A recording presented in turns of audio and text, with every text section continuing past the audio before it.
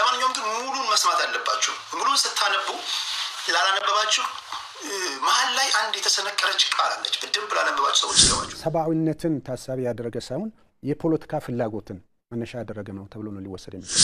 ወደ 2 ሚሊዮን ኩንታል የሚጠጋ እህል ተሰራጭቷል። የገንዘብም ጭምር ተጨምሮበት ወደ 32 ቢሊዮን ተልኮ ሲያደርግ፣ ስለዚህ የሄደው ሰብአዊ ድጋፍ እየተደ ማለት ነው። ወዲያው በማግስቱ አግማስ የተባለ በጎ አድራጎት ድርጅት መግለጫ ወጣ። መግለጫው የሚከተል ነው። በደንብ ማንበብ አለባችሁ መግለጫውን። አንዳንድ መጀመሪያውን ታነባለህ፣ ወደ ትንታኔ ትሮጣለህ። አንዳንድ መጨረሻውን ታነባለህ፣ ወደ ትንታኔ ትሮጣለህ። አንዳንድ መሀል ላይ ታነባለህ፣ ወደ ትንታኔ ትሮጣለህ። እዚህ ምድር ላይ በተለይ እኛ ሀገር ላይ ልዩ ልዩ አይነት ሰው ነው ያለው። አንዳንዱ ሙሉ አውዳ በቃ የሆነ ጫፍ ነው የሚፈለገው ለፖለቲካው። የሆነ ጫፍ ነገር ከሰማ በቃ ሙሉ ትንታኔ ይሰጣል። ማንኛውም ግን ሙሉን መስማት አለባችሁ። ሙሉን ስታነቡ ላላነበባችሁ መሀል ላይ አንድ የተሰነቀረች ቃል አለች። በደንብ ላነበባችሁ ሰዎች ይገባል። ጋዜጣዊ መግለጫ ይላል። አግማስ ኢትዮጵያ የበጎ አድራጎት ድርጅት ከኢፌዴሪ የሲቪክ ማህበረሰብ ድርጅት ባለስልጣን ፍቃድ ወስዶ መንቀሳቀስ ከጀመረ 4 ዓመታት አስቆጥሯል። ይህ አጻጻፍ ዝም ብሎ አይደለም የጻፉት። እንዲገባችሁ ለሚገባው ይገባዋል። ከማን ነው ፍቃድ የወሰደው? ፍቃድ አለን እያሏችሁ ነው። አግማስ ኢትዮጵያ የበጎ አድራጎት ድርጅት ከኢፌዴሪ ሲቪክ ማህበረሰብ ድርጅቶች ባለስልጣን ፍቃድ ወስዶ መንቀሳቀስ ከጀመረ 4 ዓመት አስቆጥሯል። በዚህ ዓመታት በርካታ በጎ ተግባራት የፈጸመና የመንግስት አጋዥ ሆኖ የቆየ ድርጅት ነው። የማን አጋዥ ሆኖ? አሁን አንዳንዱ ይመጣና ምንድን ነው ለተቸገሩት መርዳት አለበት ከወርቁ አይተን ነው። እኔ እያወራሁ ያለሁት ከነሱ ፐርስፔክቲቭ ነው። መጨረሻ ላይ ድርጊታቸው ትክክል ነው አይደለም ነግራቸዋለሁ።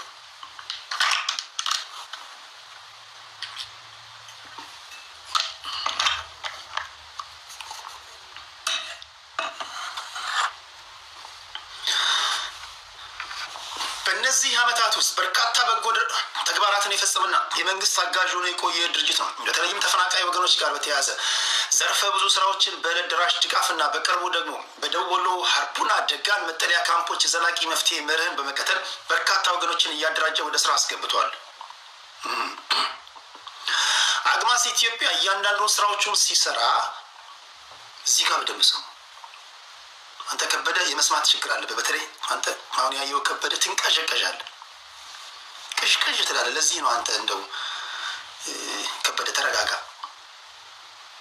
ምን ተረጋጋ እና አድመጥ። ለዚህ ንግግር ሲባል ስሙ የተቀየረ ነው እንጂ እውነት ለመናገር ከበደ የሚባል የለም። ከበደ ማን ነው ብላችሁ እንዳትፈልጉ። እኔ ለዚህ ንግግር ስል አንዳንድ ጊዜ ስም ቀይራለሁ። ሊሆነው ነው። በተለይም ተፈናቃይ ወገኖች ጋር በተያያዘ ዘርፈ ብዙ ስራዎችን በዕለት ደራሽ ድጋፍና በቅርቡ ደግሞ ደቡብ ወሎ ሀርቡና ደጋን መጠለያ ካምፖች የዘላቂ መፍትሄ መርህን በመከተል በርካታ ወገኖችን እያደራጀ ወደ ስራ አስገብቷል። አግማስ ኢትዮጵያ እያንዳንዱን ስራዎቹን ሲሰራ በየአካባቢው ከሚገኙ የመንግስት መዋቅር ጋር የፕሮጀክት ስምምነት ፕሮጀክት አግሪመንት በመፈራረም ነው። ከክልልም ይሁን ከፌዴራል መንግስት በሚቀመጡ አቅጣጫዎች መሰረት እየሰራ የቆየ ሲሆን በዚህም ድርጅታችን ከተለያዩ የዞን ሴክተር መስሪያ ቤቶች የእውቅና ምስጋና ሰርተፊኬቶችን ተቀብሏል። ስሙ ነው እንጂ በጎ አድራጎት ከመንግስት አቅጣጫ እየተቀበልን ነው የምንሰራው። ትሰማለህ?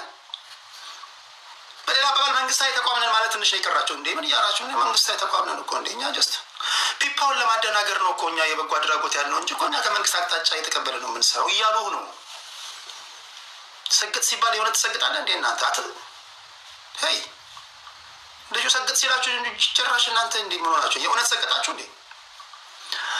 ከመንግስት ከክልልም ይሁን ከፌዴራል መንግስት ባለስልጣናት አቅጣጫ እየተቀበልን ነው የምንሰራው። ምን ማለት ነው? ከክልል ሲሉ ለምሳሌ እርዳታ የሚያስፈልጋቸው ሰዎች ያሉት አማራ ብሔራዊ ክልላዊ መንግስት ውስጥ ከሆነ ከነ ፕሬዚዳንት አረጋ ከበደ አቅጣጫ ይቀበላሉ። ትግራይ ብሔራዊ ክልላዊ መንግስት ውስጥ ከሆነ ከኢንትሪም ገቨርንመንት አስተዳደሩ አቅጣጫ ይቀበላሉ። ወደ ኦሮሚያ ከሆነ ከሽመልስ አብዲሳ፣ ወደ ሲዳማ ከሆነ ከነ ደስታ ሌዳሞ። አትሰማም እንዴ? ሰገጤኔ እንዴ ነገረ እኮ አይ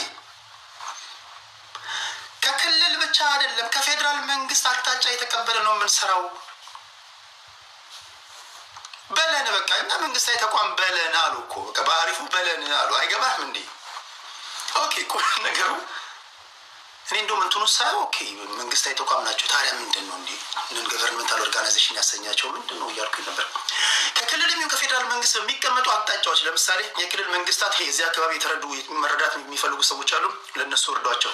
ስትረዷቸው ይህን ያህል ፐርሰንት እንትን ዱቄት እንደዚህ መኪና እኛ እናዘጋጃለን፣ ፋሲሊቴት እናደርጋለን፣ ይህንን በዚህ በኩል ይህንን በዚህ እርዷቸው፣ እዚህ ጋር አንጎበር ይፈልጋሉ፣ እዚህ ጋር እንትን ይፈልጋሉ ተብሎ አቅጣጫ ይሰጣቸዋል። በዛ ነው። ለምንድነው ከመንግስት ጋር የሚሰሩት? የተለያየ መላምት ማስቀመጥ ትችላላችሁ። ተጠያቂነት ሲመጣ እንዴ እኛ ከኛ ጋር ከእናንተ ጋር ተናበናል እንዴ የምንሰራው ከእናንተ እውቅና ውጭ እኮ እኛ ምንም የምናደርገው ነገር የለም። ስለዚህ በእናንተ ስራ ያለን ሰዎች ነን፣ እኛ ምን አጠፋን ለማለትም እንደሆነ ይመቻቸዋል። ሁለተኛ መንግስት ነን ገቨርንመንታል ኦርጋናይዜሽኖችን እየለቀመ ማደን ወይም ደግሞ መዝጋት በሚጀምርበት ሰዓት ሴፍ ለመሆን ነው። አግማስ ኢትዮጵያ ይህንን በጎ ተግባርና ወገኖችን በዘላቂነት ወደ ስራ የማስገባት እንቅስቃሴውን ለመደገፍ ያለመ የቀጥታ ስርጭት ኦንላይን ድጋፍ ማሰባሰቢያ ፕሮግራም ላለፉት 6 ቀናት ያደረገ ሲሆን በዚህ ፕሮግራም አንዳንድ ከድርጅታችን መርህ ጋር አብረው የማይሄዱ አካሄዶችን አይተናል። ድርጅታችን ከፖለቲካ ከዘርና ከሃይማኖት የጸዳ ገለልተኛ ሆኖ የሚሰራ ከፖለቲካ ድርጅታችን ደግሞ ከፖለቲካ የጸዳ ቅድም ከመንግስት ጋር ነው የምንሰራው አላልክም እንደ ብሎ ወይስ እንትኔ ነው? ከፌዴራልም ከክልል መንግስታትን ተናበን ነው በሚሰጡን አቅጣጫዎች ነው ምናምን አላሉ። በሌላ በኩል ከገዢው ፓርቲ ማለት ነው። በእርግጥ ትረሳላችሁ እናንተ ስለምትረሱ ችግር የለውም፣ ችግር የለውም። እኛ እንረሳለን። አሁን እዚህ ጋር ያነበብኩኝ አንዷ ሴት በቃ እንትን ሊክ ያደረገ ቪዲዮ ታይ ምናምን እንደምትሉ ስለሚያውቁ እንደውም በጣም ይሉንታ አላቸው። እንደውም ብዙ አላጋነኑትም። መግለጫውን እኔ በጽፍ ኖሮ የመጀመሪያው ላይ እና የመጨረሻው ላይ ጭራሽ ማይገናኝ ነበር ማድረግልኝ። ምንም ልብ አይልም። ሰው የሆነው ነው። ድርጅታችን ከፖለቲካ ከዘርና ከሃይማኖት የጸዳና ገለልተኛ ሆኖ የሚሰራ በመሆኑ ገለልተኛ ወራ ከክልልም ከፌዴራል መንግስትም በሚሰጠን አቅጣጫ እንሰራለን ብላችሁ ችግር የለውም። ህዝቡ ይረሳል። ችግር የለውም። ከፖለቲካ ከዘር ከሃይማኖት የጸዳ ገለልተኛ ሆኖ የሚሰራ በመሆኑ ምንም አይነት ፖለቲካ የሚሆን ሌላ ዓላማ ካለው ግለሰብ የሚሆን ግለሰቡ ማን ነው እስቲ ይሁን ድርጅት ድጋፍን የማይቀበል መሆኑንም ለማረጋገጥ እንወዳለን። በዚህ መሰረት እንዲህ አይነት አመለካከት ያላቸው ጉዳዮችን ከድርጅታችን ጋር ምንም አይነት ግንኙነት እንደሌላቸው በማረጋገጥ የድጋፍ ማሰባሰቢያ ግብራችንንም በይፋ ማጠናቀቃችንና መዝጋታችንን እንገልጻለን። በአጭሩ ከወርቁ አይተነው የተሰጠውን 15 ሚሊዮን ብር አንቀበልም ነው ያሉት።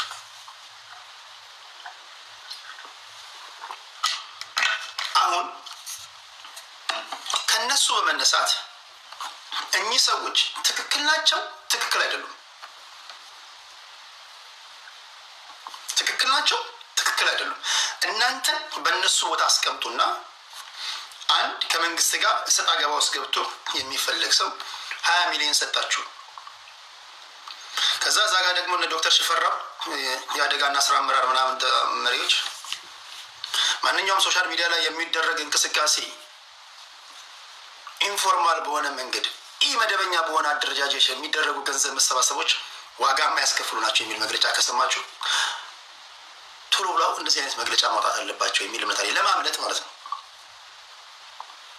ከወርቁ አይተነው 15 ሚሊዮን ብር ብንቀበል ምን ሊፈጠር ይችላል? ኦኬ የተለያዩ መላምቶችን አስቀምጠን የመጀመሪያው ወርቁ አይተነው የፋኖ ደጋፊ ነው አይደለም?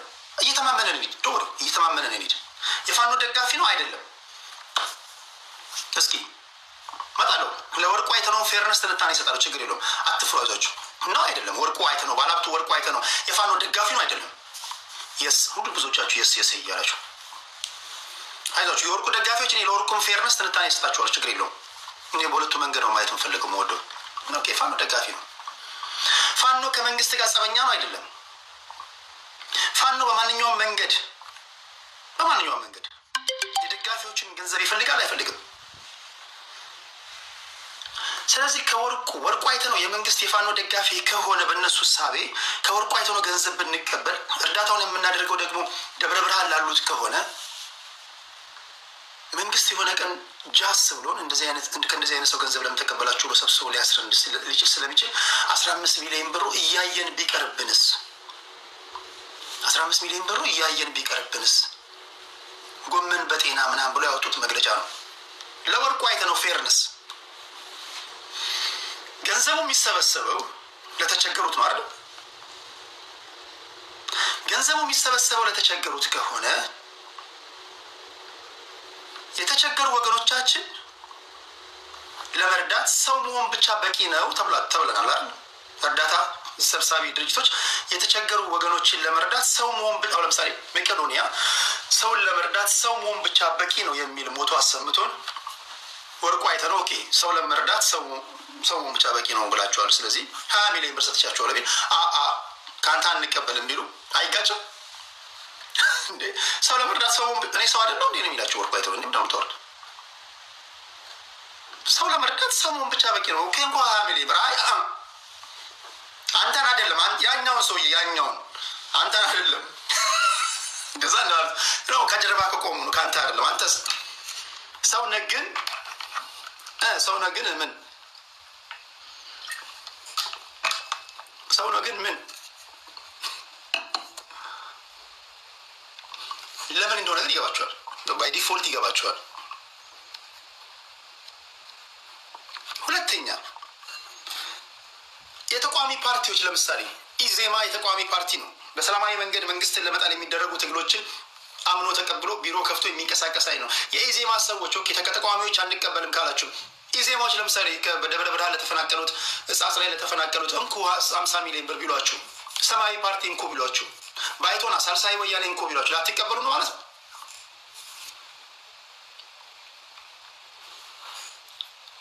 እርዳታ ከተባለ ተቃዋሚው የገዥ ፓርቲ ሰዎችን ዘር፣ ቀለም፣ ሃይማኖት ሳይል አጭር ረጅም ኢቭን ከኢዮዳብ ራሱ መቀበል አለባቸው። አሁን ኢዮዳብ ራሱ ቢሰጥ ከኢዮዳብ መቀበል አለባቸው። ሁሉም ሰው መቀበል አለበት፣ ኢቭን ኢዮዳብም ጭምር። እሱ እንኳን ቢሰጥ ኦኬ መቀበል አለባቸው እኮ። እኔ የሚገባኝ ነው። በዚህ አጋጣሚ ሁሉም የሰው ልጅ ክብር ይገባዋል፣ ኢዮዳብም ቢሆን። ባለፈው ጥር 2017 ጀምሮ እስካሁን እስካለንበት ታኅሳስ 2018 ድረስ ወደ 2 ሚሊዮን ኩንታል የሚጠጋ እህል ተሰራጭቷል። የገንዘብም ጭምር ተጨምሮበት ወደ 32 ቢሊዮን ተልኮ ሲያበቃ፣ ሁለተኛ በሴፍቲኔት ፕሮግራሞች ከ1 ሚሊዮን በላይ ህዝብ ነው ትግራይ ላይ የሚገለገለው፣ ይሄ ባልተገለጠበት ሁኔታ። ሶስተኛው በስነ ምግብና በመሳሰሉትም በተለያዩ ተቋማት የሚሰጡ ድጋፎችም እንደ ድጋፍም እውቅና ባልተሰጠባቸው ሁኔታዎች የመግለጫዎቹ እንድምታ ምንድን ነው ተብሎ ከተባለ ሰብአዊነትን ታሳቢ ያደረገ ሳይሆን የፖለቲካ ፍላጎትን መነሻ ያደረገ ነው ተብሎ ነው ሊወሰድ የሚችለው። ከሕጻጽ ጊዜያዊ መጠለያ ጣቢያም ይሁን ሌሎች መጠለያ ጣቢያዎች ላይ ተመሳሳይ ችግር አለ ብሎ ካለ ስለዚህ የሄደው ሰብአዊ ድጋፍ እየተደ ማለት ነው። ይሄ የሰብአዊ ድጋፍ መጠኑ ሳይንሳዊ በሆነ ዓለም አቀፋዊ በሆነ መስፈርት ተረጋግጦ የሚሰራጭ ነው። የሚሄደውን ሰብአዊ ድጋፍ በትክክለኛው እንዲደርስ ከማድረግ ይልቅ የተለያዩ የቀረጥ ስርዓቶች ውስጥ በማስገባት እንዳይቋቋም የማድረግም በጣም የተደራጀና ስርዓት የሚመስል ነገር ተዘርግቶ የሚሰራው ነገር በሙሉ የሚያሳየው ትህነግ ለፖለቲካው ለራሱ የፖለቲካ መዳረሻ ለሚላላካቸውና በመላላክ ሊያተርፍ ለሚፈልጋቸው ነገሮች ሟች እንደሆነ ነው የሚያሳየው።